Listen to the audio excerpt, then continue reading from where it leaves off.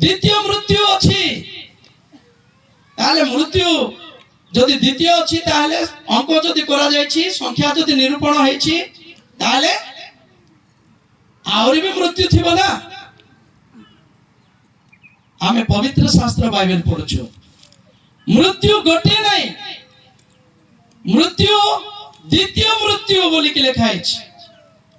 जेते बळे अग्निमय हृदय पका गला आउ सेटा होची सेई हृदय होची द्वितीय मृत्यु ताले प्रथम मृत्यु को अग्निमय हृदय पका गला तापर द्वितीय मृत्यु सेठारे अछि। देखंतु भाई भाई मिसी गले एबे मृत्यु को द्वितीय मृत्यु रे पका गला भाई भाई मिसी गले एठी गोटे भाई काम करूथिला आउ से भाई रो मिनिस्ट्री सरला एबे आउ गोटे भाई रो मिनिस्ट्री आरंभ होला से भाई रो मिनिस्ट्री जुग जुग पई सरीबो नाही तार मिनिस्ट्री सेठी जुग जुग पई तार सेवा सरीबो नाही। तार सेवा कोन ए मृत्यु जेतकी शास्ति आज लोकन को पहुंचाई छी ता थारो डबल शास्ति से मृत्यु देबो लोकन को बुझले कि नहीं। हां से मृत्यु डबल शास्ति देबो तार द्विगुण शास्ति सेठारे भोगिबा को पड़िबो। ताले द्वितीय मृत्यु अछि ताले प्रथम भी तो थिबो। पवित्र शास्त्र रे मोर अध्ययन अनुसार 7 प्रकार मृत्यु रो कथा उल्लेख अछि 7 प्रकार मृत्यु रो कथा उल्लेख अछि। मु जहा अध्ययन कली आउरी कोन कोन थाई पारे मते जणा नै मोर अध्ययन रे मु 7 प्रकार मृत्यु रो कथा सिखिली। 7 प्रकार मृत्यु अछि 7 प्रकार मृत्यु मध्यरु एहा होछि द्वितीय मृत्यु बा शेष मृत्यु लास्ट डेथ शेष मृत्यु। ए मृत्यु मृत्यु कहले कौन बुझू आमे मृत्यु कहले कौन बुझू एक्चुअली मृत्यु कौन मरिबा मरण। हाँ शरीर रो आत्मा जड़े लोकर प्राण वायु बाहरी गला परे मरी गला बोली हम को मरी गला कुआडे गला मरी गला कुआडे गला समाधि गला। हां एड्रेस ने कोठी गला जोना नहीं अजोना जगह को चली गला अजोना स्थान को चली गला।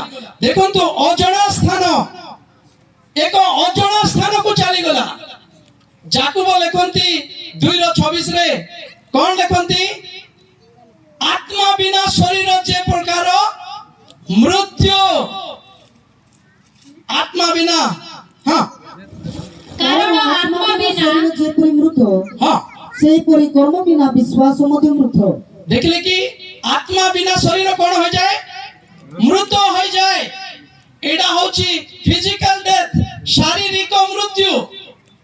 जेते बेले जण को ठारो आत्मा बाहरी गले से कोन होए मर जाए। आ विषय प्रचार न कले भी चलिबो कारण समस्त देखु छंती एडा आ विषय एते सिखाइले कि न सिखाइले भी हमें समस्त जानि छु एटा समस्त आखि रे देखु छु हमें। शककारी माने पथरे भ्रमण करंती उपदेशक रे लिखा है ना नहीं शककारी माने पथरे भ्रमण करंती 12 अध्याय रे लिखा है ना उपदेशक 12 रे शककारी माने पथरे भ्रमण करंती मिलला कि पद 12 अध्याय रे को काढी की पढिबार अछि देरी कर किछि करि होबनी। और से माने उच्च स्थान विषय रे भूत होबे ओ पथर त्रास होबे और बाधान वृक्ष पुष्पित होबे ओ पणिंग आपना बागरे बाररे बारग्रस्त होबे ओ कामना निस्तेज होबे कारण मनुष्य आपना क्षीर निवास को जाए ओ शककारी माने पथर भ्रष्ट करते भ्रमण करंती भ्रष्ट नहीं शककारी माने पथरे भ्रमण करंती ए शककारी किए हां लोक माने लोक मला पर कोन करछंती कांदी कांदी नेबारो ପକେଇ ଦେଇକି ପଳେଇ ଆସିବାର, ଆଉ କାହାକୁ ଗୋଟେ ନେଇଯିବାର, କାନ୍ଦି କାନ୍ଦି ନେଇ ପକେଇ ଦେବାର, ପଳେଇ ଆସିବାର।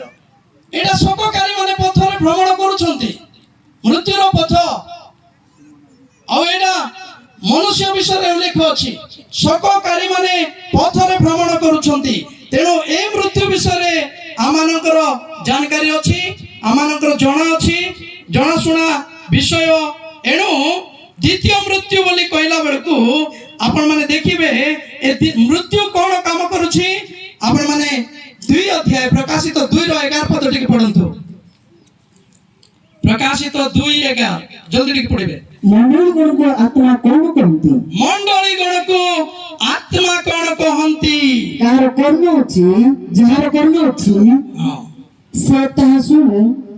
ଯେ ଜୟ କରେ ସେ ଦ୍ୱିତୀୟ ମୃତ୍ୟୁ ଦ୍ୱାରା କୌଣସି ପ୍ରକାର କ୍ଷତିଗ୍ରସ୍ତ ହେବ ନାହିଁ। ତାହେଲେ ଦ୍ୱିତୀୟ ମୃତ୍ୟୁର ଦଣ୍ଡ କଣ ଅଛି?